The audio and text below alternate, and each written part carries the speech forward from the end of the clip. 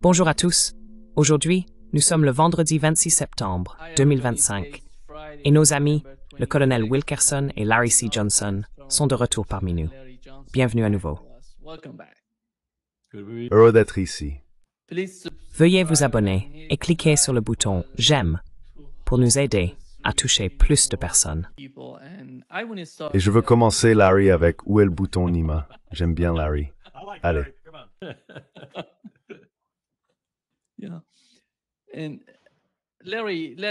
Oui. Et Larry, commençons par le cas de Charlie Kirk. Au fil du temps, cela devient de plus en plus suspect. Je t'ai partagé une vidéo où quelqu'un sur YouTube essaye d'expliquer que la balle est venue de son côté droit et de l'arrière, puis est ressortie. Hier, j'ai appris dans le podcast de Candace Owens que sur l'image qu'il essaie de montrer, où on dirait que du sang sort de l'arrière, ce n'est pas du sang, c'est en fait le collier de Charlie qui bouge. Quelle est ta compréhension de tout ça? Parce qu'il y a beaucoup de gens qui avancent de nouveaux arguments. Qu'en penses-tu?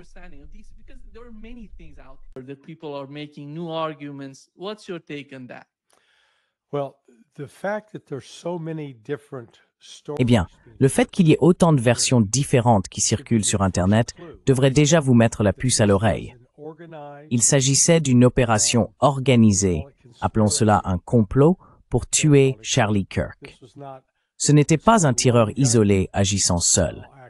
Et ce que j'ai dit à Garland Nixon hier, parce que Garland a été officier des forces de l'ordre pendant 27 ans, il a dit « Si vous arrivez sur les lieux et que vous trouvez un corps, ou si on vous appelle parce que quelqu'un a été tué, la première question à poser est « Est-ce que quelqu'un a proféré des menaces contre lui ?» En ce qui concerne Charlie Kirk, le gouvernement ukrainien a inscrit Charlie Kirk sur sa liste de personnes à assassiner. Il figurait sur la liste Mirotvorets.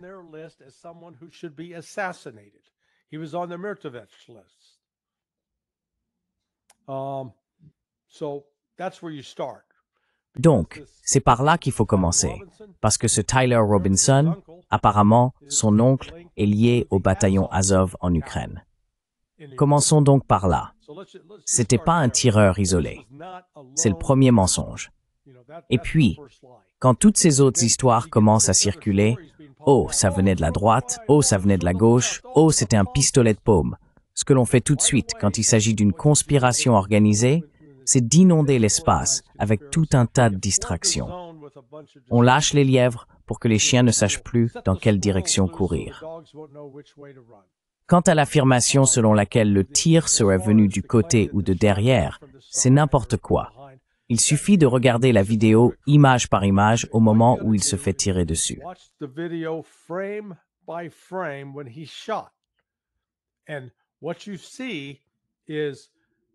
Et ce que vous voyez, et c'est assez étrange car ce n'est pas facile à expliquer, c'est une onde de choc. Vous voyez littéralement sa chemise se comprimer, se soulever, puis retomber. Il a le mot « liberté » inscrit sur sa chemise. Le mot « liberté » devient, vous savez, courbé. Et tout cela se produit littéralement en une fraction de seconde. L'autre chose, dans cette vidéo où l'on prétend qu'il a été touché de côté, et où ils disent « Oh, voilà la balle », non, c'était son collier. Mais encore une fois, il faut reconnaître une chose.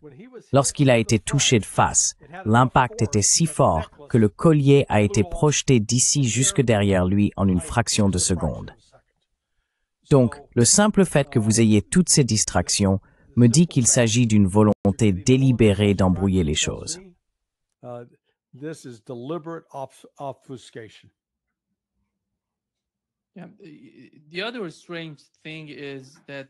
L'autre chose étrange, il n'y a pas d'autopsie sur Charlie Cook. Et voici le fichier audio à ce sujet.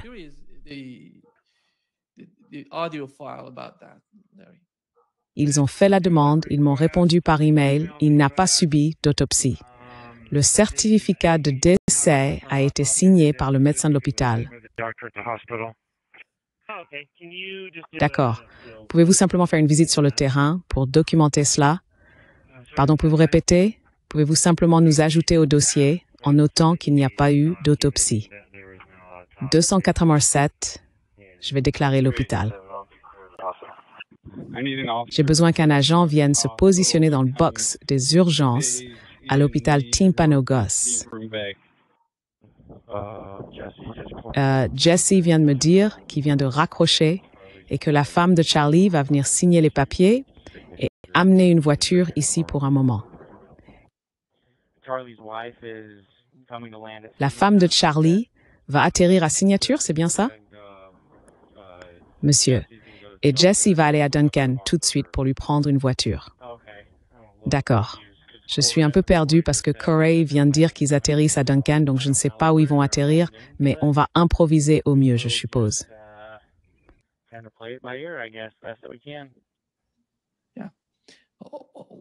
Oui, pourquoi pas d'autopsie? Quel est le problème avec ça? Ça devrait suffire. Je veux dire, il s'agit d'un meurtre criminel.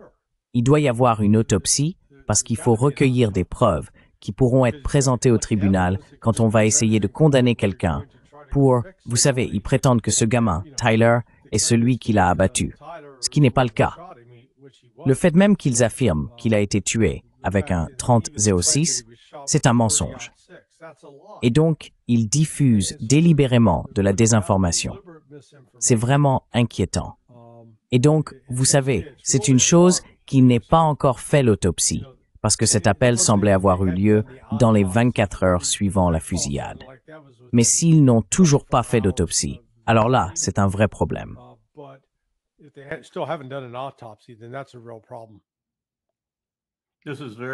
Cela rappelle fortement ce qui a été découvert, malheureusement plus tard, parce que la commission Warren n'a pas permis que ça soit révélé au sujet de l'assassinat de JFK.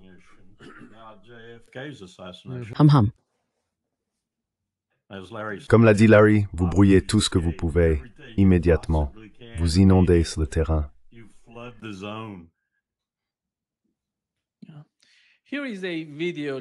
Voici une vidéo, Larry. On y voit un homme devant Charlie Kirk qui semble faire partie de l'équipe de sécurité. Voici la vidéo, Larry.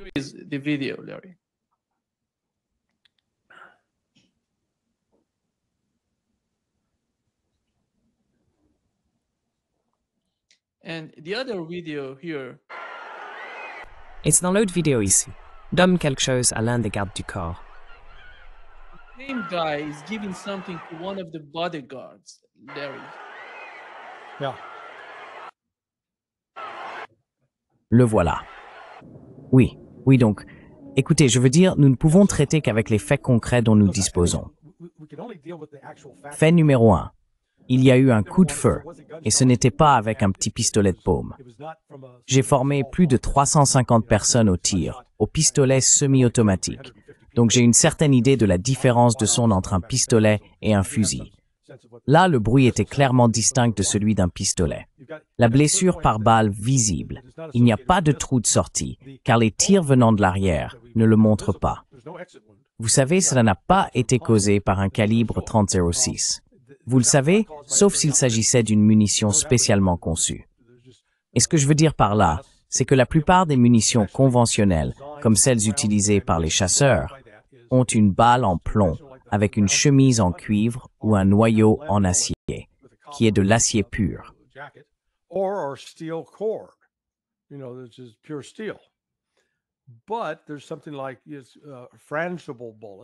Mais il existe des balles fragmentables, qui n'ont pas de noyau solide, et lorsqu'elles frappent, elles se brisent et se fragmentent. Mais celles-ci ne sont pas courantes avec le calibre 30-06.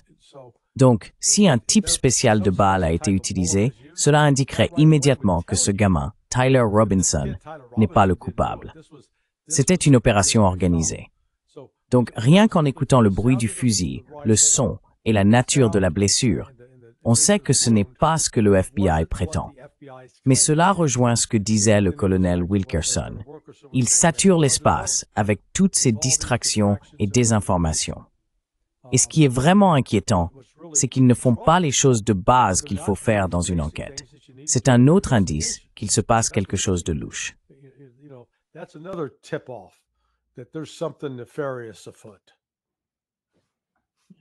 Et je voudrais simplement ajouter, Nima, que je reviens sans cesse à History Will Not Absolve Us, qui est le meilleur livre minute par minute, sur l'assassinat de Kennedy que j'ai lu. Et il te guide aussi à travers ses notes vers d'autres éléments comme l'autopsie initiale, puis l'espèce d'autopsie de couverture qui a eu lieu ensuite, et comment les deux autopsies ne concordaient pas. Et ce dont Larry vient de parler en fait clairement partie aussi. Il y avait une balle spéciale, et c'était pas le genre de balle qui traverse comme elle traverserait un cerf ou autre. C'est le genre de balle qui entre, se fragmente et détruit tout sur son passage. Donc, tu sais, cet assassinat était une farce en ce qui concerne les conclusions de la commission Warren. Je soupçonne que celui-ci sera aussi une farce.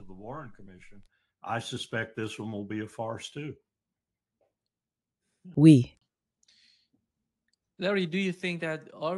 Larry, penses-tu que allons-nous apprendre quelque chose de la part du FBI ou des responsables? Vont-ils répondre à ce genre de doute que beaucoup de gens ont aux États-Unis et en dehors des États-Unis?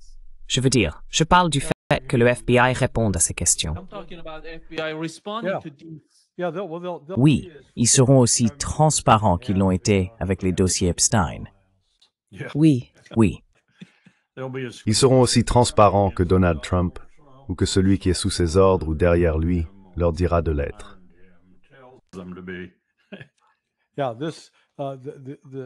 Oui, la bonne nouvelle dans tout ça, c'est que Candace Owens s'occupe de l'affaire. Et vous savez, je ne suis pas toujours d'accord avec tout ce qu'elle dit, mais elle est tenace. Elle était une très bonne amie, proche de Charlie, et a travaillé avec lui dès le début.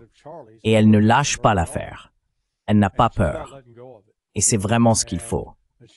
Je pense qu'à mesure que de plus en plus de ces incohérences seront révélées, vous verrez probablement Tucker Carlson s'en emparer.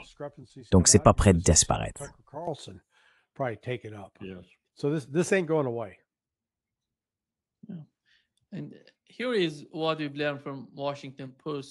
Et voici ce que nous avons appris du Washington Post. Pete Hegseth appelle des généraux et des amiraux pour organiser une réunion urgente. Et les gens spéculent. Est-ce à propos du Venezuela? Est-ce à propos du Moyen-Orient? Est-ce à propos de la Russie? Parce qu'en regardant ce qui se passe entre la Russie, les États-Unis et l'Occident, c'est tellement la façon dont les choses s'intensifient est presque incroyable. On voit des drones pénétrer dans ces pays européens et la possibilité d'une opération sous fausse bannière qui pourrait se produire en Europe, à Londres. Supposons qu'il se passe quelque chose à Londres. Comment voyez-vous cela? Et quelle est votre spéculation, Carl, sur cette réunion? Quel est l'objectif principal de cette réunion?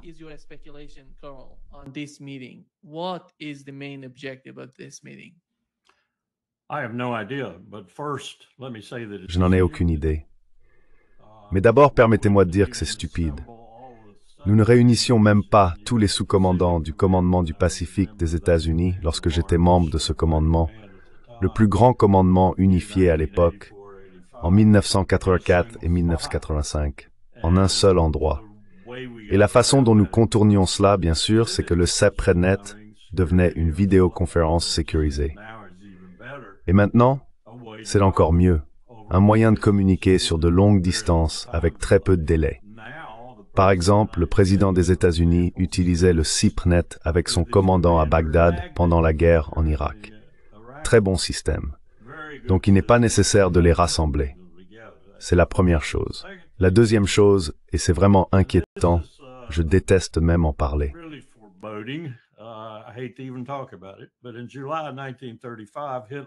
Mais en juillet 1935, Hitler a convoqué tous les généraux et amiraux de l'armée à Berlin. Il les a réunis pour leur dire qu'en gros, ils allaient devoir renouveler leur serment. Leur serment ne serait plus envers la constitution de la République de Weimar, il serait envers Hitler. C'est une autre possibilité. Une autre possibilité, c'est que Hegseth ne fasse que parader et montrer ce dont il est capable, et qu'on commence tout cela en s'agenouillant pour réciter le Notre Père et en annonçant qu'il va christianiser le département de la guerre ou quelque chose du genre.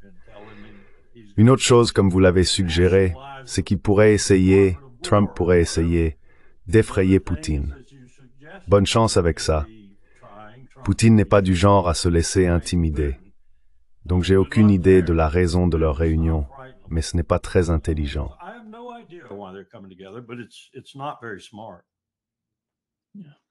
Larry, Yeah, well, what's your take?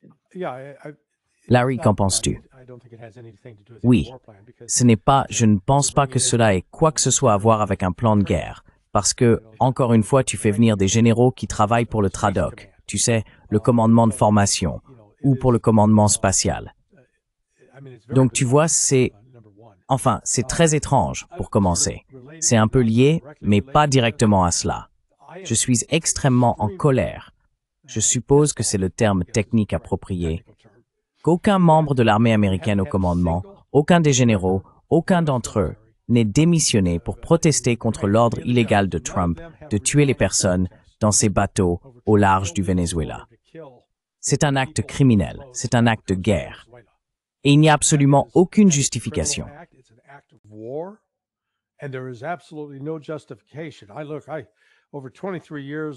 Écoutez, après plus de 23 ans passés à travailler lors d'exercices militaires, j'ai vu, vous savez, 253 règles d'engagement qui étaient toujours énumérées pour les forces d'opération spéciales. Il n'y a aucune justification pour aller tuer des gens dans un bateau simplement parce que vous pensez qu'ils transportent de la drogue. Si vous êtes policier et que vous êtes dans la rue, que ce soit au Brésil, à Philadelphie ou à New York, et que vous voyez deux trafiquants de drogue au coin de la rue qui vont livrer de la drogue à quelqu'un dans une voiture, vous ne pouvez pas simplement sortir et les abattre. À moins que vous n'alliez les arrêter et qu'ils sortent une arme contre vous, oui, là vous pouvez tirer. Mais dans ce cas, Donald Trump a donné l'ordre au Southern Command d'exécuter les personnes sur ce bateau qui ne tiraient pas sur les forces américaines.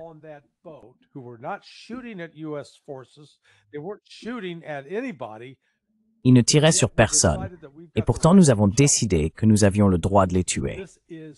C'est donc, d'accord, Trump peut-être, vous savez, on peut lui pardonner d'être stupide et mauvais sur ce point. Mais quelle est l'excuse de ces hommes et femmes en uniforme qui sont aux commandes? Ils ont suivi le mouvement, et c'est ainsi que les crimes de guerre se produisent. Quand on a des gens dans l'armée qui ont l'obligation de refuser d'exécuter un ordre illégal, ils ne l'ont pas fait. Donc, vous savez, ce serait bien si quelqu'un avait un moment de conscience et disait « Oh, nous ne devrions pas faire ça. Je convoque tout le monde, parce qu'on va destituer des gens de leur grade, les faire sortir et les traduire en cour martiale sur le champ. » Mais vous savez, c'est un fantasme de ma part.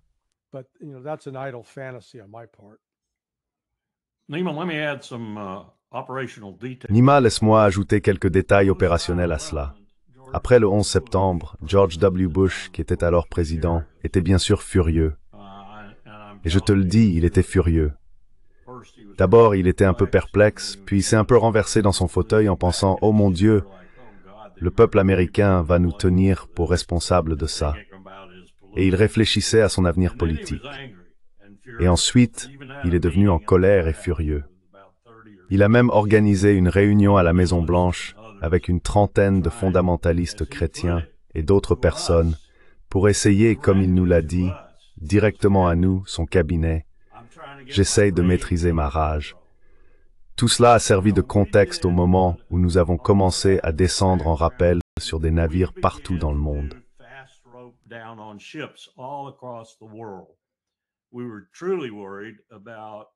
Nous étions vraiment inquiets à propos de ces navires transportant, disons, des sous-produits de l'industrie nucléaire très développée du Japon vers la France et d'autres destinations, car il s'agissait pour la plupart de navires non protégés et ils transportaient du matériel nucléaire. Mais nous avions de nombreuses autres préoccupations. Malgré toute cette inquiétude, toute cette colère, nous n'avons jamais attaqué un navire sans suivre le protocole, les règles d'engagement, etc. Nous en avons effectivement intercepté quelques-uns de manière létale après avoir informé, à la dernière minute, ce qui n'était pas exactement conforme au protocole, le pays du pavillon, le plus souvent le Panama, mais nous ne les avons jamais engagés avec des tirs mortels.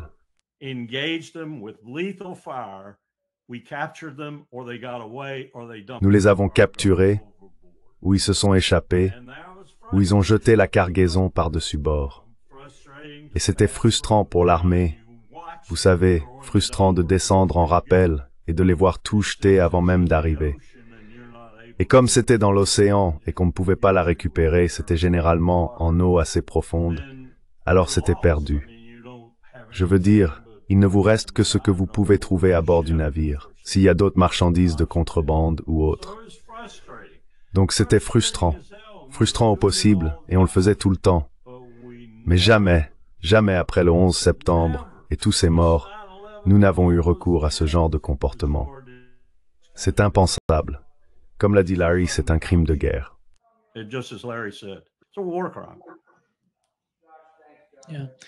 Larry, Donald Trump a dit qu'il n'allait pas laisser Israël annexer la Cisjordanie.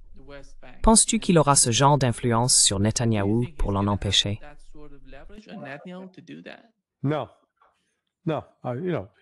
He'll say what he has to Non, say, but il dira ce qu'il a à dire, mais il pourrait remettre Netanyahou à sa place dès maintenant, et il ne le fera pas. Trump est acheté et contrôlé par le lobby sioniste. Point final. Et ils ont obtenu ce pour quoi ils ont payé. Donc, vous savez, je me fiche de ce qu'il dit, mais je ne le vois pas du tout en position d'arrêter cela. Et vous savez, Israël, Netanyahou, c'est le mal à l'état pur.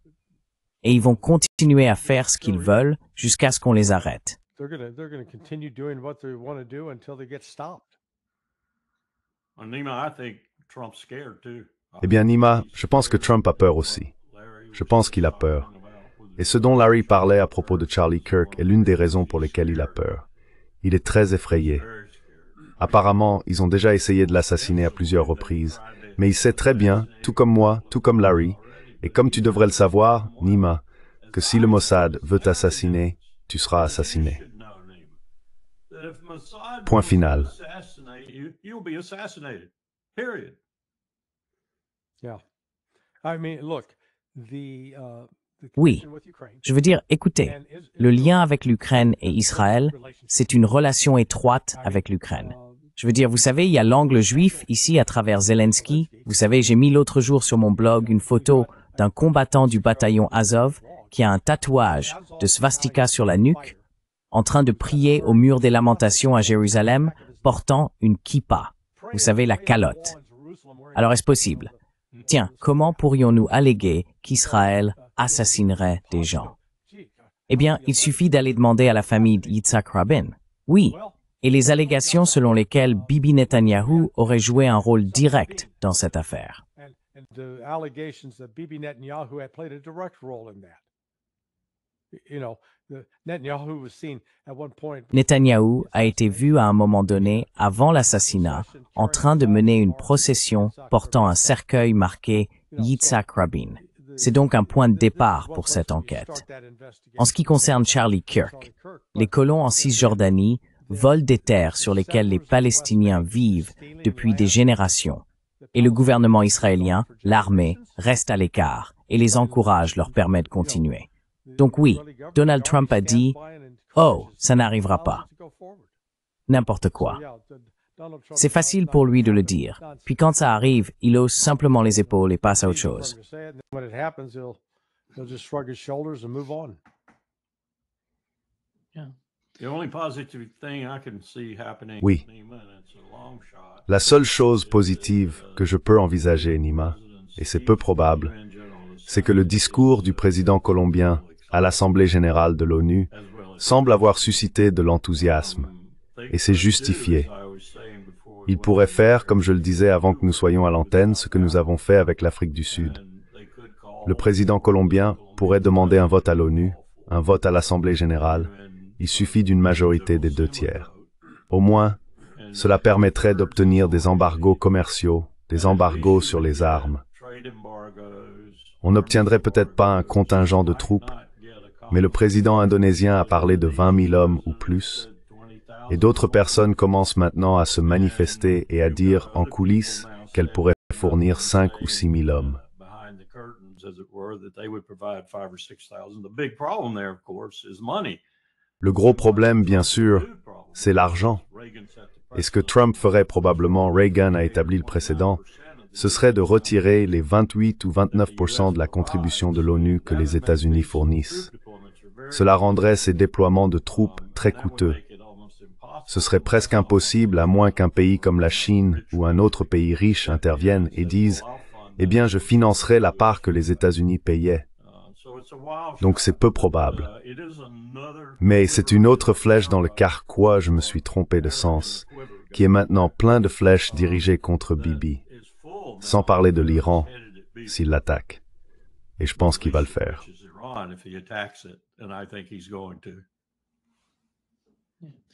Voici ce que Donald Trump vient de dire il y a quelques instants. Vous venez juste de recevoir la vidéo. Einstein avec Skurvix Kala. That doesn't have anything to do with what Netanyahu said. Netanyahou a pris la parole à l'ONU. Et voici ce qu'il a dit. Ceci est en réponse à ce que Donald Trump vient de déclarer. Est-ce que c'est un discours à 9 heures ce matin? Oui, oui.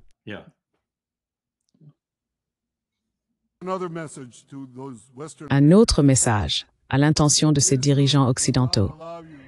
Israël ne vous permettra pas de nous imposer un État terroriste. Nous ne commettrons pas un suicide national parce que vous n'avez pas le courage de tenir tête à des médias hostiles et à des foules antisémites réclamant le sang d'Israël.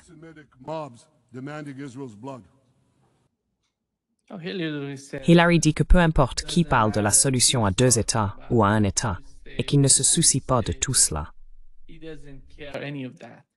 As-tu remarqué à quel point l'hémicycle était vide?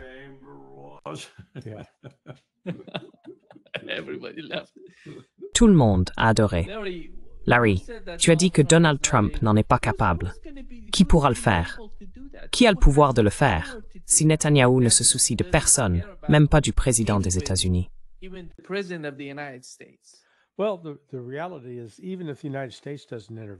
Eh bien, la réalité, c'est que même si les États-Unis n'interviennent pas, si les pays des BRICS, avec les pays arabes et islamiques, agissaient simplement de concert et fermaient tout commerce avec Israël, un embargo total, rien n'entre, rien ne sort, ou si le seul pays avec lequel Israël pouvait commercer était les États-Unis, il faudrait ce genre d'action. Il pourrait en fait, vous savez, si la Turquie se joignait à cet effort, arrêter Israël. Mais ces autres pays ne le feront pas. Vous savez, ils en ont le pouvoir et ils ne le feront pas. Vous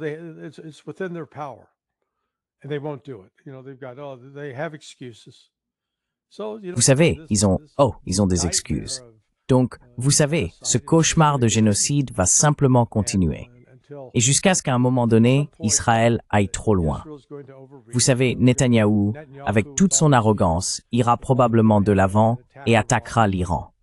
Et il y a de fortes chances qu'en réponse à cette attaque, l'Iran inflige plus de torts et de dégâts à Israël que ce qu'il a subi pendant la guerre de 12 jours. Beaucoup plus. Et cela, je pense, en viendra même à menacer l'existence d'Israël en tant que nation.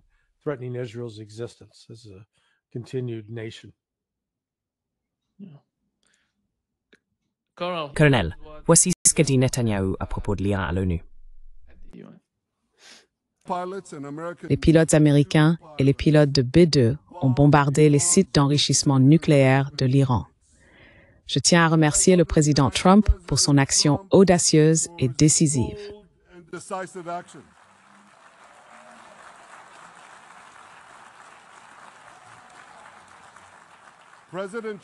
Le président Trump et moi avons promis d'empêcher l'Iran de développer des armes nucléaires et nous avons tenu cette promesse.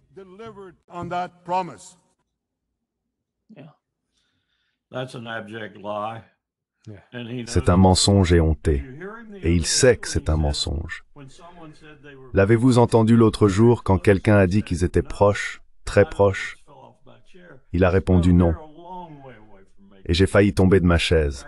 Il a dit non, ils sont encore loin de fabriquer une arme nucléaire. Pourtant, il a déjà brandi son panneau à l'ONU en disant que c'était pour demain matin qu'ils allaient fabriquer une arme nucléaire. Il a changé d'avis maintenant. Je suis désolé. Je pense que ce que j'ai entendu à propos de la fatwa est probablement vrai, qu'ils ont eu une réunion très difficile et que les gourous islamiques étaient présents, si vous voulez, et ils ont décidé que la fatwa serait légèrement modifiée, et la fatwa dira que ce qui est anathème pour eux et leur version de l'islam, c'est l'utilisation d'une arme nucléaire, pas la possession.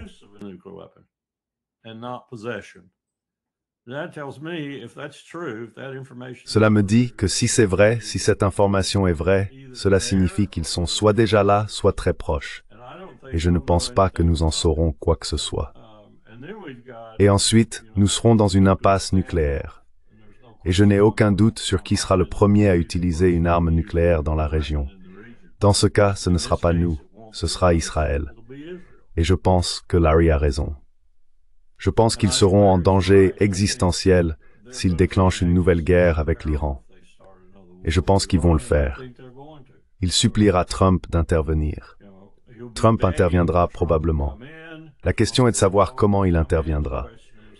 Mais dans tous les cas, que ce soit partiellement avec la puissance aérienne ou massivement avec la puissance aérienne qui échoue, puis avec des forces terrestres, ce sera un désastre pour l'Empire. Tout comme ce sera un désastre pour Israël.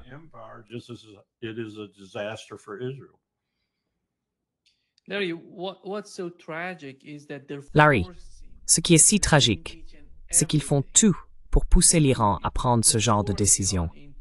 Et c'est exactement ce qu'ils ont fait avec la Russie. Ils ont poussé la Russie à entrer en guerre avec l'Ukraine. Ils ont forcé la Chine à réagir aux tarifs douaniers. C'est le genre de politique qui n'a pas fonctionné jusqu'à présent, mais ils continuent avec les mêmes stratégies.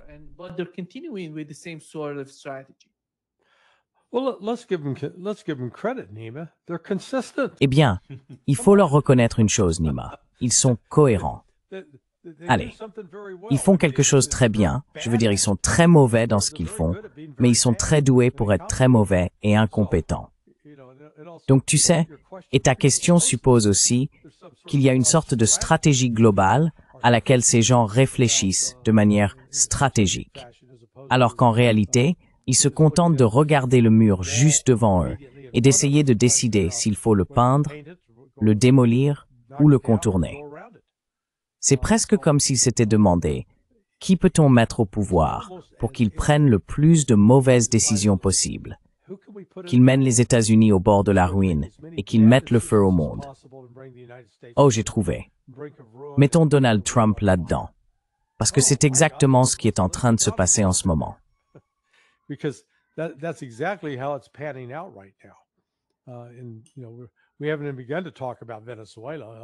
Nous n'avons même pas encore commencé à parler du Venezuela, à part mon coup de gueule précédent sur le fait que les officiers n'ont pas démissionné. Mais, vous savez, on assiste en ce moment au même type de déploiement militaire que celui qui a eu lieu avant notre attaque contre l'Irak. Avant d'attaquer l'Irak, nous avions déployé des forces navales et aériennes dans la région. Et c'est exactement ce que nous faisons actuellement au large des côtes du Venezuela. Donc, quand on regarde l'ensemble de la situation, Trump il a échoué à mettre fin à la guerre en Ukraine, comme il l'avait promis en 24 heures. Il admet maintenant que cela peut prendre beaucoup plus de temps, et en gros, il s'en lave les mains. Il a provoqué les Chinois à l'extrême, a irrité les Indiens, a fâché le Brésil. Donc, à un moment où l'on pourrait penser qu'il voudrait avoir le plus d'amis possible, Trump fait tout pour s'aliéner le reste du monde.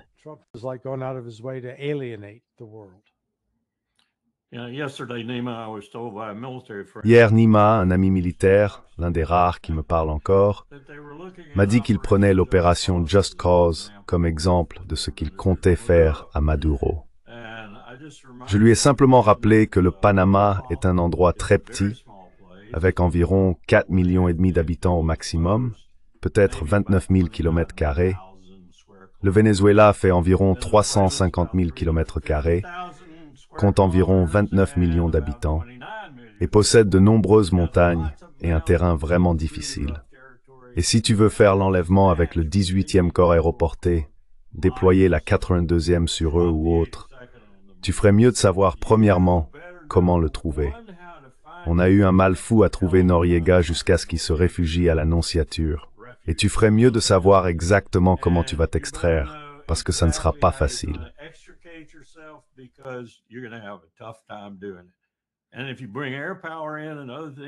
Et si vous faites intervenir la puissance aérienne, et d'autres moyens comme nous l'avons fait au Panama, de façon très limitée, alors vous risquez vraiment de vous retrouver avec un vrai chaos, car vous ne pourrez pas distinguer ce que vous avez fait sur le terrain, les alliés des ennemis. Nous avons eu la toute première utilisation en combat des F-117, et cela s'est avéré être une vraie satisfaction pour Powell en tant que chef d'état-major. Car la première chose qu'il a apprise de Michael Gordon du New York Times, c'est qu'ils avaient largué leurs bombes et raté la commandancia, leur cible. Et Powell avait essayé de dissuader l'armée de l'air de le faire parce qu'il disait « Nous n'avons pas besoin de ce genre de choses. Nous allons juste entrer, le prendre et sortir. » Voilà comment les choses peuvent mal tourner. Et je pense que cela tournerait vraiment mal, à grande échelle, au Venezuela. Et c'est le président qui ne commence pas de guerre, n'est-ce pas? C'est le président qui ne le fait pas. Il se contente de tuer des gens en haute mer. Il ne commence pas de guerre. D'accord. Et n'oublions pas que lorsque nous avons mené cette invasion au Panama, nous avions au moins 3 bases militaires américaines là-bas, au Panama. Oui. Nous n'avions donc pas à nous en préoccuper. Nous avions déjà une présence militaire dans le pays. Je connaissais le terrain comme ma poche. Oui.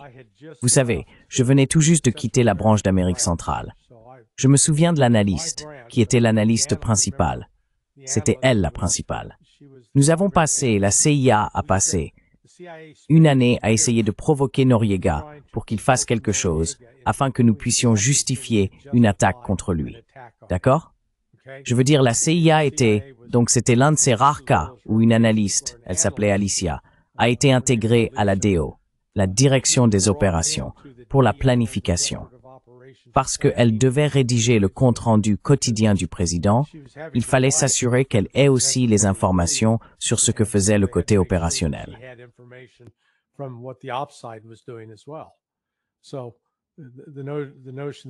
Donc, l'idée que cela était quelque chose d'organique, d'interne, vous savez, l'agence était activement impliquée là-bas.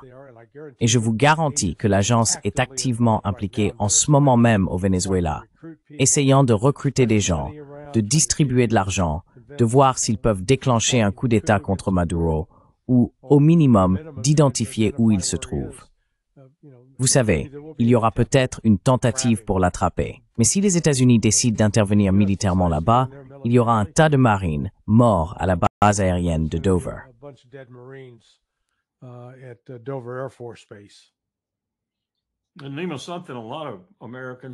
Le nom de quelque chose que beaucoup d'Américains, je doute qu'une douzaine aujourd'hui le sachent. Larry le sait probablement. Nous avons en fait dû relever le commandant du Southern Command. Powell a dû le relever sur ordre du président et du secrétaire à la défense parce qu'il disait que c'était stupide et qu'on ne devrait pas le faire. Alors nous avons contacté Max Thurman, un général vraiment agressif, et nous l'avons envoyé là-bas en lui disant de le faire.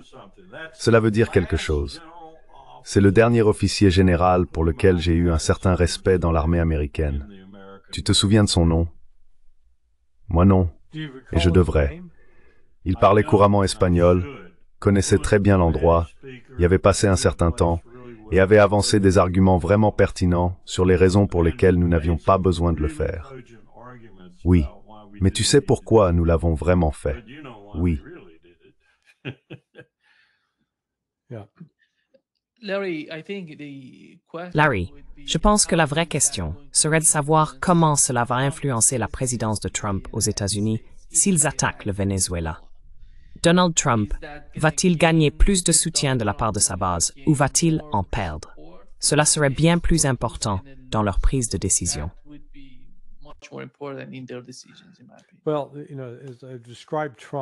Eh bien, vous savez, comme je l'ai décrit, la politique étrangère de Trump ressemble à une forme de syndrome de Gilles de la Tourette. Vous savez, avec ce syndrome, on peut parler normalement et tout à coup avoir une explosion irrationnelle. C'est comme si je vous parlais. Et puis, Jésus-Christ. Et vous voyez, c'est pareil avec Donald Trump. Il dit, Je suis le président de la paix. J'ai gagné le prix Nobel de la paix. Nous allons récupérer le canal de Panama. Et j'espère rassembler les pays. Donnez-moi le Groenland. Poutine est un tigre de pied.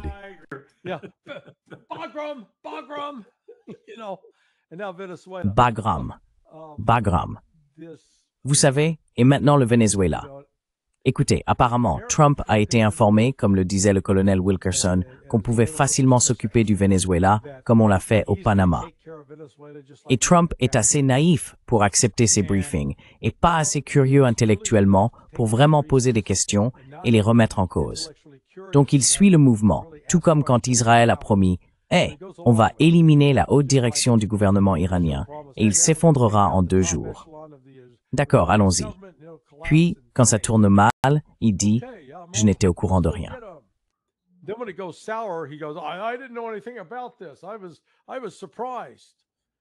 J'ai été surpris.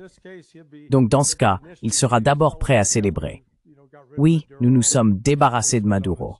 Nous avons mis le Venezuela sur une nouvelle voie.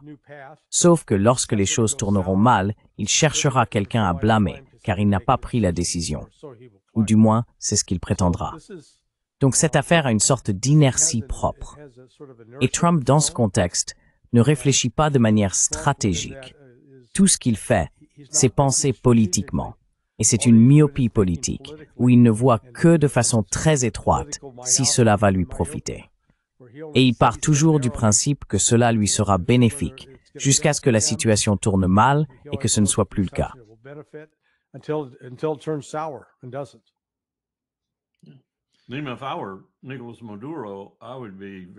Même si j'étais Nicolas Maduro, je serais très, très inquiet que Trump se tourne vers Bibi et lui dise « Débarrasse-toi de lui ». Parce que Bibi a fait de l'assassinat une chose banale. Cela arrive tout simplement. Je veux dire, à mes yeux, il n'y a personne que Bibi n'essaierait pas d'assassiner. Si vous vous mettez suffisamment et profondément à dos, il vous fera assassiner. Et je ne suis pas si sûr que Zelensky et son entourage en Ukraine ne soient pas sur la même longueur d'onde à ce sujet.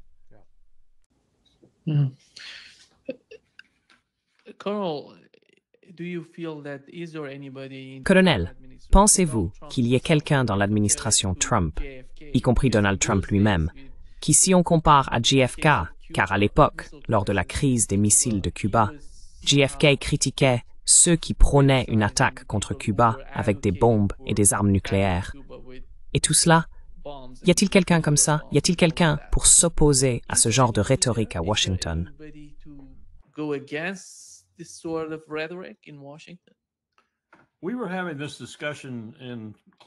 Nous avions cette discussion en cercle fermé, au sein d'un groupe d'anciens combattants, il y a environ 1 semaine et demie. Et l'un des regrets qui a été exprimé, je veux dire, nous avions tous ce sentiment sincère que notre armée n'était plus ce que nous avions connu, concernait les généraux et les amiraux. Il n'y a plus de courage. Il n'y a que l'attente de gagner beaucoup d'argent à la retraite. Et l'idée que tant qu'ils sont généraux, 3 ou 4 étoiles, ils doivent maintenir les choses à flot pour que cette perspective se réalise. Ils ne se soucient plus des services. Ils ne se soucient plus des hommes et des femmes sous leurs ordres. Il y a certes des exceptions, mais ces exceptions confirment généralement la règle.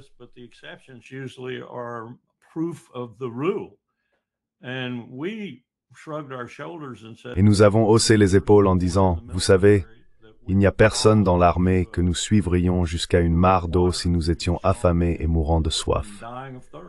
Il n'y en a tout simplement pas. Et aucun d'eux n'a été tenu responsable pour erreur après erreur après erreur au cours des 20 dernières années. Aucun d'eux. Le dernier général qui a mené une opération remarquable à tous égards était Tony Zinni, un général 4 étoiles des marines qui a effectué un retrait sous pression en Somalie, en tuant à peine des ennemis et en subissant très peu de pertes lui-même. C'était une opération remarquable. On pourrait dire, eh bien, c'était la Somalie. Mais ce n'était pas rien. Il aurait pu instaurer une certaine paix s'il l'avait voulu.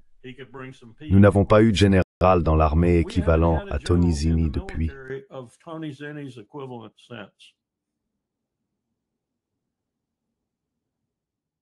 Larry, voici ce qu'a dit Netanyahou à propos des victimes. Il affirme qu'Israël prend davantage de mesures pour minimiser les pertes civiles. Plus de mesures pour minimiser les pertes civiles que n'importe quelle armée dans l'histoire.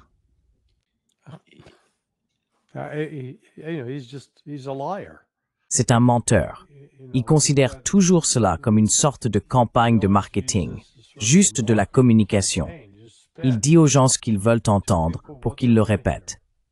Mais c'est un pur mensonge, et nous avons les corps des femmes et des enfants palestiniens pour le prouver.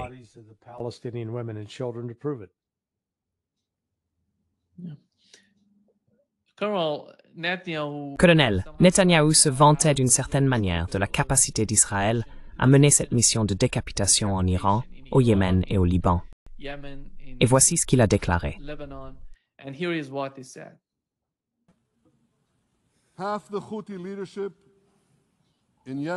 La moitié de la direction Houthi au Yémen disparue, Yahya Sinwar à Gaza disparu, Hassan Nasrallah au Liban disparu, le régime Assad en Syrie disparu.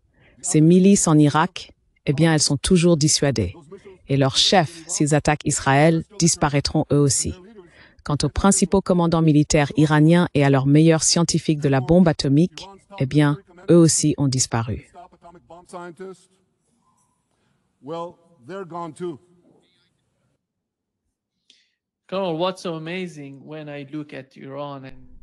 Colonel, ce qui m'étonne quand j'observe les événements en Iran et au Yémen, c'est que je ne pense pas qu'ils soient plus faibles qu'avant ces assassinats. En Iran, ils sont bien mieux informés, bien mieux préparés à ce qui pourrait arriver dans un avenir proche. Mais cela ne semble pas être le cas dans l'esprit de Netanyahou. Il a le sentiment d'être en meilleure position grâce à ces assassinats commis par lui et son gouvernement.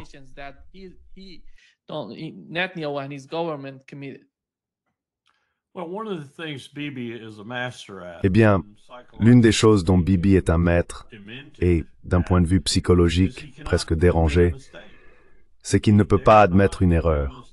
Il n'ose pas admettre une erreur. Il n'ose pas dire qu'il a jamais fait quoi que ce soit qui n'ait pas été productif pour Israël. Tout ce que Bibi a jamais fait, chaque mot qu'il a jamais prononcé, c'est pour Israël, pour sa version d'Israël, et pour sa survie en tant que dirigeant de cet Israël. Donc il ne peut admettre aucune forme d'erreur, aucune forme de faute. Il n'est pas humain à cet égard. Tous les grands dirigeants de l'histoire ont dû le faire à un moment ou à un autre.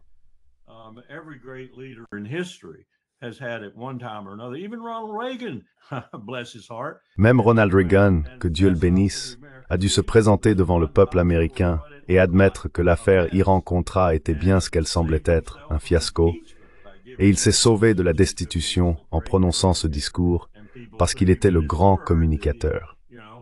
Et les gens l'ont cru sur parole, qu'il ne savait pas tout, mais qu'il en savait un peu. Bibi ne peut pas faire ça. Ce n'est pas dans sa nature, son caractère ou son être. Bibi ne fait que s'enfoncer dans l'échec. Et cela sera en fin de compte sa grande erreur.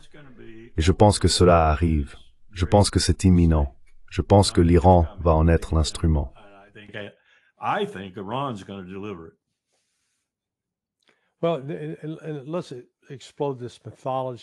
Eh bien, déconstruisons ce mythe de la capacité d'Israël à utiliser la violence pour régler les problèmes et instaurer la paix.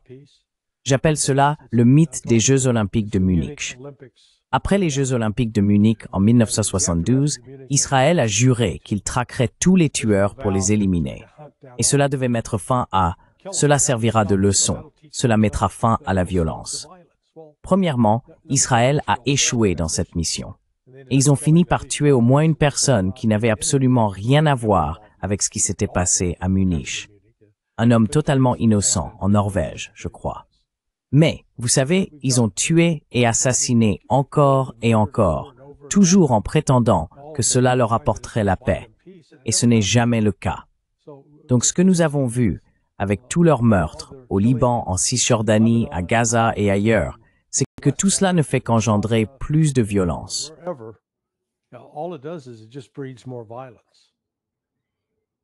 Yeah, I had a rabbi tell me one time, Nima, Oui, un rabbin m'a dit un jour, Nima, que tout ce que la loi du talion, œil pour œil, dent pour dent produit, c'est un monde aveugle et édenté. C'est exactement ça. Et c'est la stratégie d'Israël. C'est leur philosophie fondamentale. Tu prends mon œil, j'en prends 4 des tiens. Tu prends ma dent, j'en prends 20 des tiennes. Dernièrement, c'est même encore plus que ça. Mais je me souviens de mon étudiant de GW, George Washington University, qui avait servi 2 ans dans les FDI, me racontant lors d'une session privée à huis clos, je ne mentionnerai pas son nom ni rien, à propos de l'opération Plomb durci, à laquelle il avait participé. Et son commandant de bataillon lui avait dit « On va tuer tout ce qui bouge ».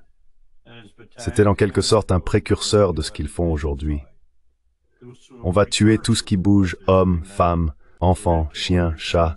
On va tout détruire sur notre passage parce que plus personne n'osera nous défier. Nous devons rétablir notre domination et notre capacité de dissuasion. Alors tuez tout.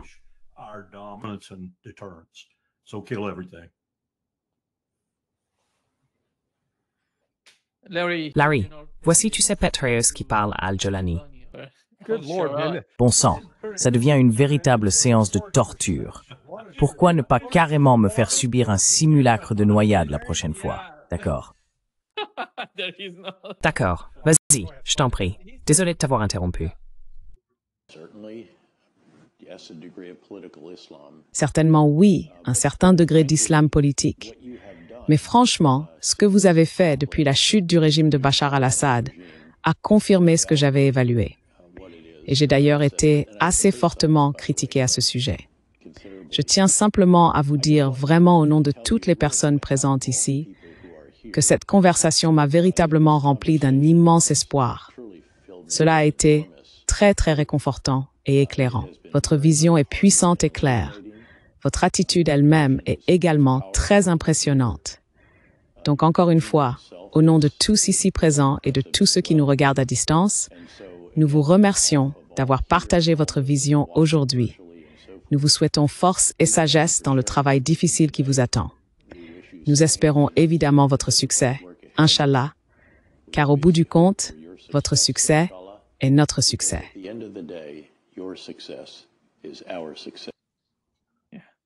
C'est un succès morting. Vous n'avez même pas montré certains des mots encore plus humiliants qu'il a prononcés. Dormez-vous suffisamment. Dormez-vous suffisamment. Vous tueurs assoiffés de sang. This was sort of like C'était un peu comme regarder un homme faire une fellation à un autre homme. Excusez-moi, Seigneur Tout-Puissant. Je veux dire, c'est au-delà du dégoûtant et du méprisable. L'homme assis là, avec la barbe, Al-Jolani, supervisait les forces qui décapitaient des gens, décapitaient réellement des gens, et les tuaient à cause de leurs croyances religieuses. Il tuait des chrétiens, des musulmans chiites, des alaouites. Et voilà David Petraeus qui ouvre une grande poêle, un grand pot de beurre et l'étale sur les fesses d'Al-Jolani. Franchement, c'était vraiment méprisable, dégoûtant. Mais bon, que peut-on attendre du gars de West Point qui était connu comme le genre de sycophante prêt à épouser la fille du commandant juste pour avancer, ce qu'il a effectivement fait? David Petraeus est une honte. David Petraeus is a disgrace. Voici un homme, Nima, à propos duquel, après avoir envoyé mon espion à Bagdad en 2003, je crois, pour me dire si ce que nous recevions au département d'État concernant toutes sortes de statistiques, comme le nombre de policiers formés, de militaires formés, etc., était exact, parce que Petraeus était alors responsable de ce que nous appelions le MNSTCI, et il envoyait les données et parlait au président de temps en temps. Et ce que Matt m'a essentiellement dit, c'est que parmi les bataillons qu'il disait bien formés et capables d'assurer la sécurité intérieure ainsi qu'éventuellement la sécurité extérieure, le taux d'absentéisme non autorisé était chaque matin compris entre 20 et 30%.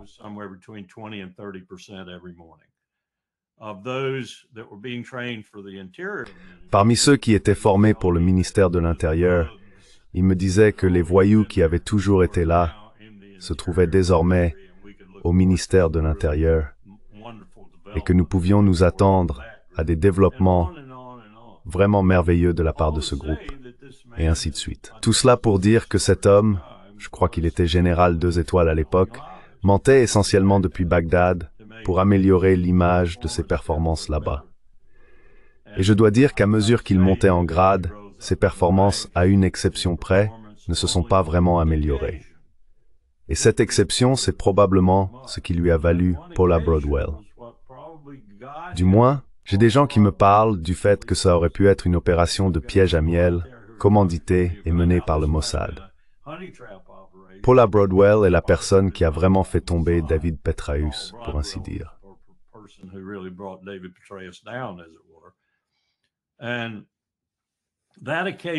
Et cette occasion, c'est lorsqu'il s'est présenté devant la Commission des Forces armées du Sénat et lors de son témoignage, a effectivement déclaré en substance que la politique américaine à l'égard d'Israël mettait en danger ses troupes au Moyen-Orient. Il l'a dit, pas avec ces mots exacts, mais dans ce sens. Par la suite, il s'est rapidement rétracté, etc. Mais c'est à ce moment-là qu'il a regagné un peu de mon respect, parce qu'il a dit la vérité. Mais il s'est vite ravisé. Et je pense que c'est pour cela que, si cette histoire de piège sexuel tendu Paula Broadwell, une opération menée par le Mossad pour le discréditer et le faire destituer de son poste de directeur de la CIA, est vraie, c'est ce qui en a découlé. Parce qu'Israël ne laisse pas passer ce genre de choses, surtout venant de quelqu'un d'aussi en vue que lui à l'époque. Je crois qu'il était général 4 étoiles quand il a fait cela.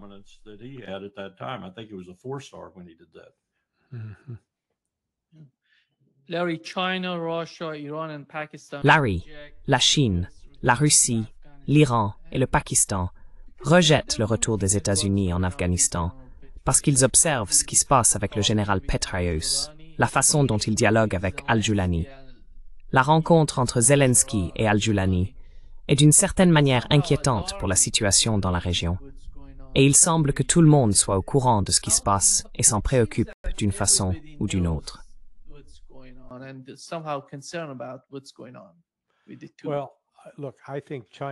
Eh bien, écoutez, je pense que la Chine et la Russie ont manqué une belle occasion. Ils auraient dû dire à Trump, « Hey mec, on pense que c'est une excellente idée.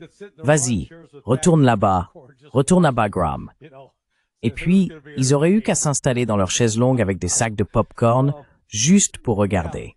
Vous savez, ça aurait été divertissant. Les États-Unis ont une histoire qui remonte à la guerre d'Afghanistan dans les années 1980, où nous avons fréquenté, formé et encouragé plusieurs de ces groupes djihadistes, et où nous avons alors noué des liens avec eux, que nous avons ensuite utilisés à notre avantage, ou tenté de le faire, comme en déclenchant la guerre de Tchétchénie en Russie.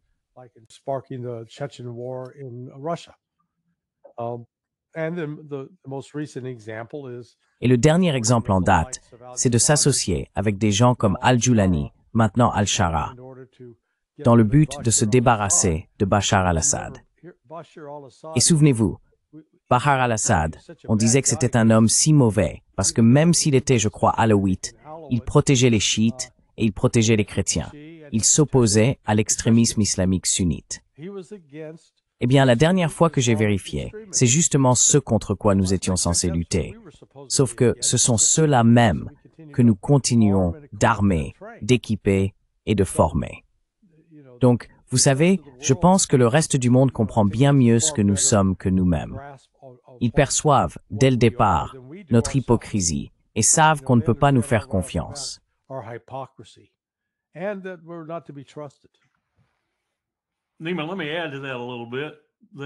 Nima, permets-moi d'ajouter quelque chose à ce sujet.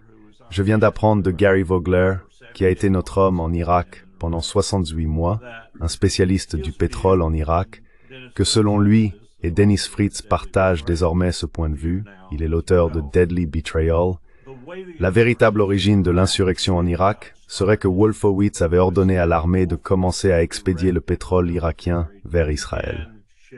Wolfowitz était le secrétaire adjoint à la défense. Eh bien, lorsque les sunnites et Al-Qaïda en Irak l'ont découvert, Les éléments d'Al-Qaïda savaient qu'ils pouvaient compter sur les sunnites pour se joindre à eux afin d'attaquer les oléoducs.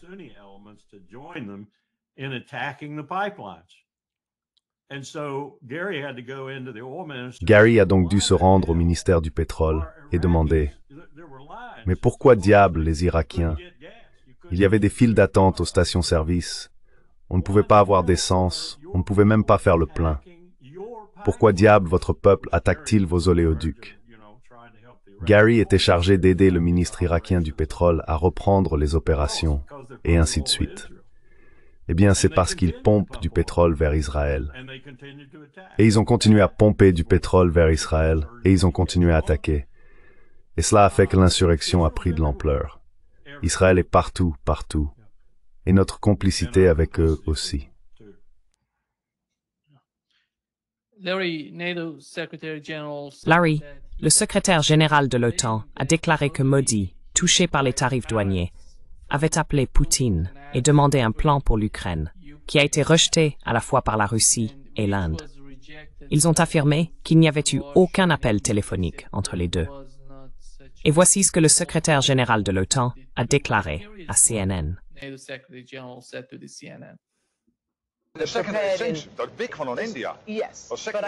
D'après ce que disent l'Inde et la Russie, il invente des choses. Il ne dit pas la vérité.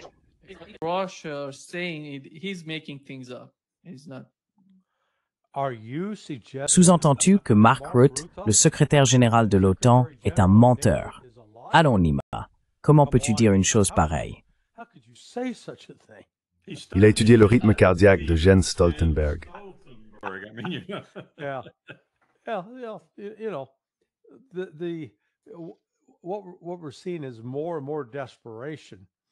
Ce que nous voyons, c'est de plus en plus de désespoir du côté des Européens et de l'OTAN. Cette semaine, Trump a suscité beaucoup d'inquiétudes. Les gens utilisaient un peu partout ces trois lettres, WTF, quand Trump a publié ce message sur Truth Social affirmant « Oh, la Russie est en train de perdre, l'Ukraine est en train de gagner, la Russie est un tigre de papier et son économie s'effondre. » Et c'était aussi ma toute première réaction. Puis j'ai commencé à regarder ce qu'il avait réellement dit. Et oui, l'Ukraine peut recevoir toutes les armes que l'OTAN peut lui fournir, à condition que l'OTAN les achète chez nous. Donc Trump ne disait pas « Oui, nous allons soutenir l'Ukraine à fond ». Il disait « Nous allons vendre toutes nos armes à l'OTAN ». Maintenant, cela suppose que nous ayons réellement des armes à fabriquer. C'est une toute autre question.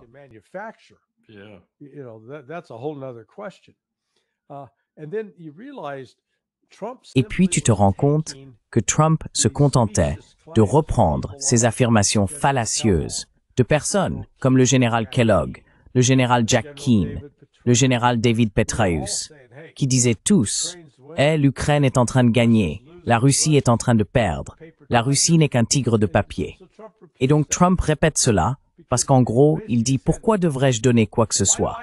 Je veux dire, l'Ukraine est en train de gagner. » Bon sang, ils n'ont plus besoin de rien de notre part.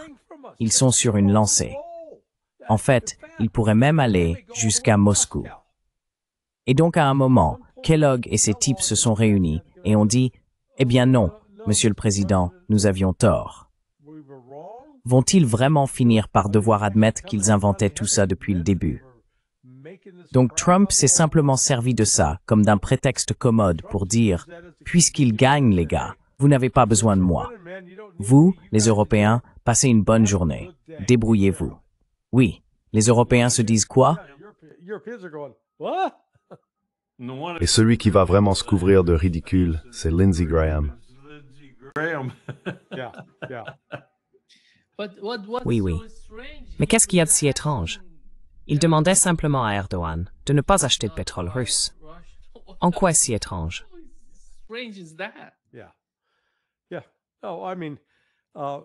Oui, oui. Je veux dire, il oublie constamment que ces pays vont agir selon leurs propres intérêts.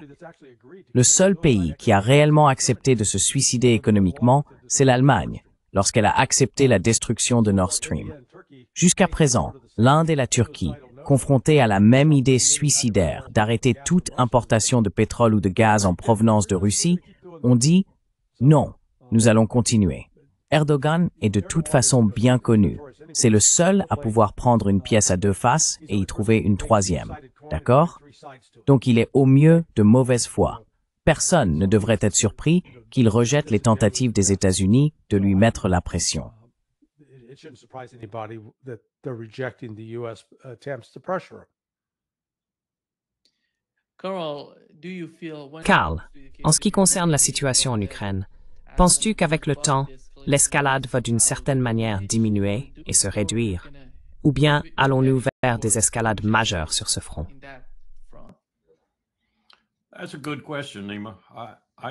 C'est une bonne question, Nima. Je ne peux pas répondre à cette question puisque je ne suis pas dans la tête de Trump, ni dans celle de Hague, de Rubio ou de Poutine. Mais il me semble, comme je l'ai déjà dit, que Poutine a pris une décision. Et cette décision repose sur plusieurs critères, dont le premier est que l'Empire n'est pas digne de confiance. L'Empire est trompeur. L'Empire dira une chose et en fera une autre. L'Europe est en quelque sorte un État vassal de l'Empire et ne sait pas où aller. Par exemple, elle ne pourrait pas défendre 5 ou 6% de son propre territoire si elle devait le faire. Et il pense qu'il devra finir par faire la guerre contre eux. Et même s'il ne le souhaite pas, il est convaincu qu'il pourrait devoir le faire simplement à cause de ce qu'il observe de l'autre côté du mur, si l'on peut dire.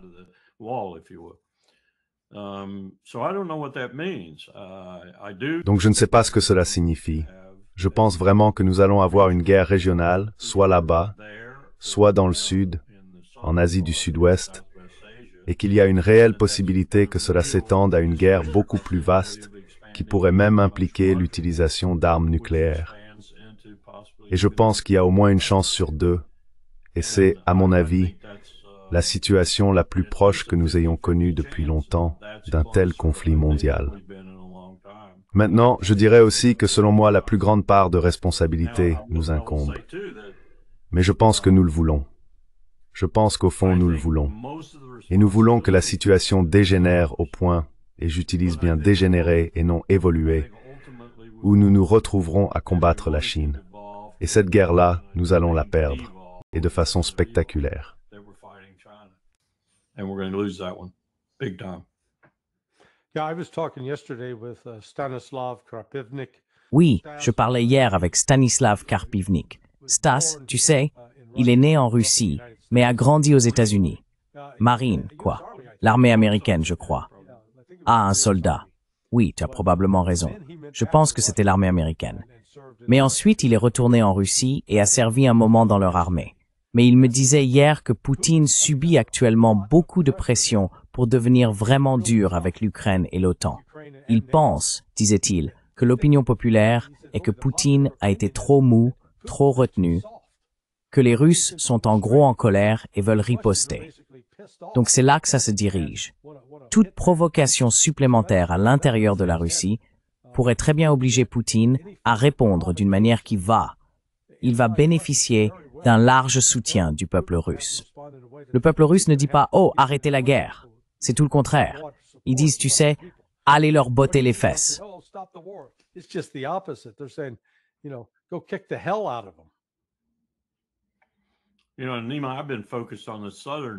Tu sais, Nima, je me suis concentré sur l'aile sud de cet arc de crise, parce que je pense que l'Iran est sur le point d'entrer en guerre.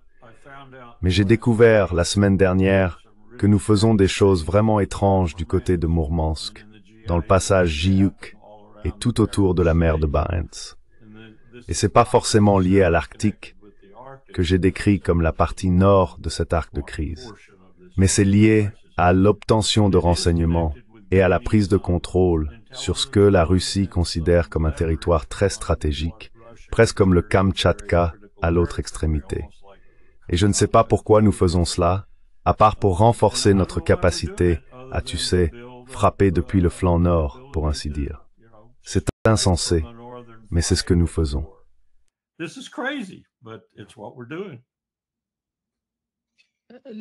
Larry, c'est quoi toute cette histoire de drone au Danemark? Et à ton avis, qui est derrière tout ça? C'est tellement étrange. Eh bien, c'est exactement comme ce qui s'est passé ici, aux États-Unis. C'était en octobre dernier, en septembre, quand il y avait tous ces drones au-dessus du New Jersey et de New York. Et nous n'avons jamais eu d'explication à ce sujet. Donc je ne sais pas. Donald Trump a affirmé que dès qu'il serait en fonction, il allait donner une explication. Mais nous en avons jamais eu. Donc je pense qu'on ne peut pas exclure que ce soit une tentative de créer un incident qui servirait de justification ou de prétexte pour entrer en guerre contre la Russie. Parce que, vous savez, la Russie va être accusée, même si elle est trop loin pour avoir envoyé ces drones là-bas. Mais, vous savez, nous avons eu le même phénomène ici, dans ce pays.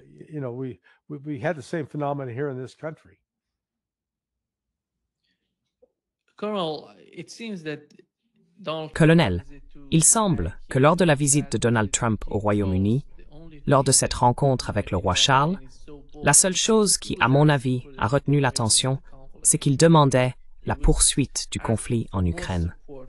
Il réclamait davantage de soutien de la part des États-Unis.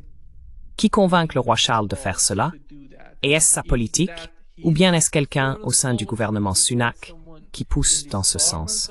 Qui tient les rênes au Royaume-Uni? Parce que je pense qu'au cœur de ce qui se passe en Ukraine, en ce qui concerne le soutien qu'ils reçoivent de l'Europe, tout se joue à Londres, au Royaume-Uni.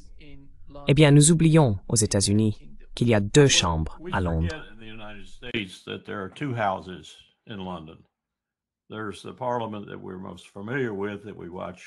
Il y a le Parlement que nous connaissons le mieux, celui que nous regardons lors des séances de questions au Premier ministre, qui nous impressionne par sa capacité à débattre, etc. Et puis il y a la Chambre des Lords. La Chambre des Lords est l'organe du gouvernement britannique qui, selon moi, vit le plus aux dépens des États-Unis et perpétue leur empire ainsi que leur mentalité et vision impériale. Ce sont eux, en quelque sorte, les financiers de ce qui se passe. Le roi les écoute. Le roi est influencé par eux. Et ce roi en particulier, je pense, s'inscrit dans cette lignée. Ainsi, la Grande-Bretagne vit comme si elle était encore une entité impériale à travers la véritable entreprise impériale des États-Unis. C'est de là, à mon avis, que vient l'influence sur le roi. Et vous savez, j'ai étudié la Grande-Bretagne pendant longtemps. C'est de là que ça vient, selon moi.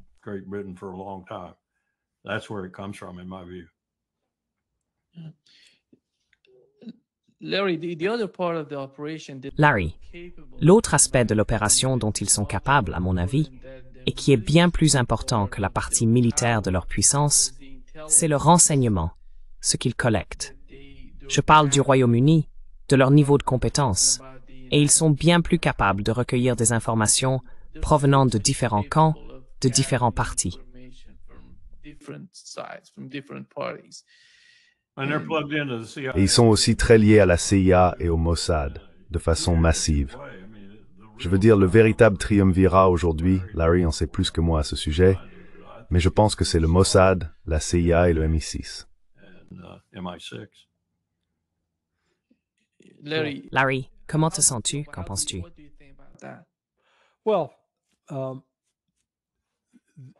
Eh bien, les Britanniques sont dans le domaine de l'espionnage depuis bien plus longtemps que les États-Unis.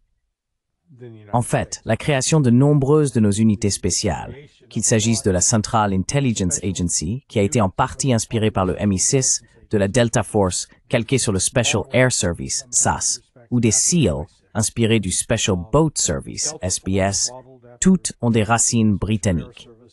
Rappelez-vous, c'est pendant la Seconde Guerre mondiale que les Britanniques ont créé le Special Operations Executive, le SOE, dont notre OSS était là encore une imitation.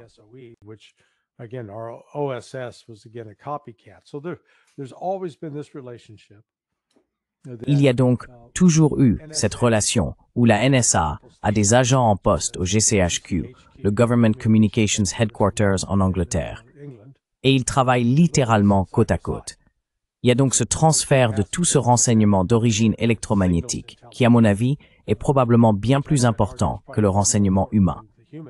Ainsi, alors que les États-Unis vont commencer à se retirer de cette affaire ukrainienne, les Britanniques prendront le relais. Vous savez, il faut se demander si une partie du désir britannique de s'en prendre à la Russie ne vient pas de ce ressentiment persistant envers les communistes, accusés d'avoir tué le cousin au 3e degré du roi Charles, le tsar. Mais, Et de force der granden Revolution. oui. Donc je veux dire, c'est irrationnel, mais c'est réel. Je pense que ce qui se passe dans l'esprit des Britanniques, c'est que s'ils parviennent à provoquer une attaque de la Russie sur leur sol, cela pourrait entraîner les États-Unis dans le conflit en Europe.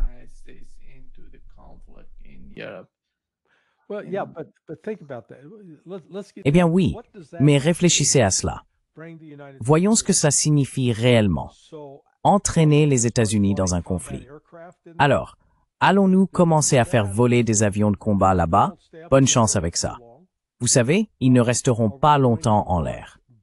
Allons-nous lancer des frappes aériennes, ou nous-mêmes, pas en utilisant un intermédiaire comme l'Ukraine ou un prête-nom, mais où nous-mêmes commencerions à attaquer le territoire russe? À ce moment-là, Lavrov, et j'ai vu l'ambassadeur russe en France hier, ils ont tous les deux été interrogés sur ce qui se passerait si l'OTAN abattait un avion russe. Et tous deux ont répondu « ce sera la guerre ». Eh bien, cela signifie que la Russie attaquera le territoire continental des États-Unis si nous nous impliquons.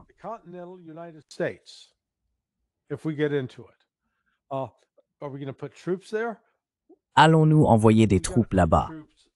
Nous avons déjà quelques troupes stationnées en Europe, mais pas assez pour faire une réelle différence, si ce n'est remplir des sacs mortuaires et aider l'industrie funéraire américaine à gagner de l'argent. Il nous faudrait donc des mois pour réellement mobiliser des forces et les déployer. Ils n'y ont même pas réfléchi. Oui, nous voulons impliquer les États-Unis là-dedans. Pour faire quoi? Vraiment, pour faire quoi? Parce que nous leur avons déjà donné des armes. Nous leur avons donné de l'argent. Nous leur avons donné des conseils techniques. Nous leur avons donné des renseignements. C'est presque comme, vous savez, la vieille chanson des Beatles. Je te donne tout ce que j'ai à donner.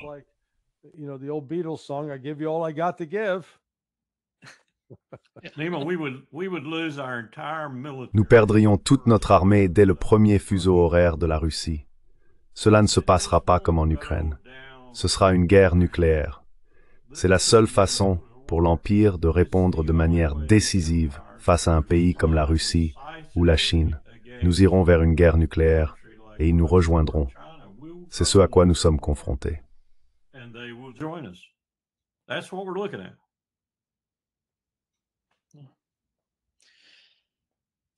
Merci beaucoup, Carl et Larry, d'être avec nous aujourd'hui. Et n'oubliez pas de remercier le colonel d'être venu avec une chemise aussi élégante. Beautiful. Je reçois toutes sortes de cartes et de lettres. C'est super, on a lancé quelque chose. Bienvenue au club. Très bien, on se voit lundi. À bientôt, à lundi.